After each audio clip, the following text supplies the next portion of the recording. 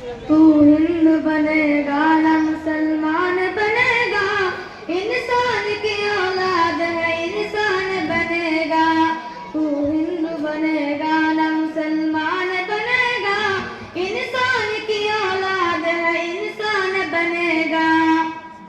अच्छा है अभी तक तो कुछ नाम नहीं है, तुझको किसी मजहब से कोई काम नहीं है। अच्छा है अभी तक तो कुछ नाम नहीं है, तुझको किसी मजहब से कोई काम नहीं है। जिस इल्म ने इंसान का तकसीम किया है, उस इल्म ने इंसान को इल्जाम नहीं है। तू बदले हुए वक्त की पहचान बनेगा, इंसान की औलाद है इंसान बनेगा। तू हिंदू बनेगा ना मुसलमान बनेगा, इंसान की औलाद है इंसान बनेगा। मालिक ने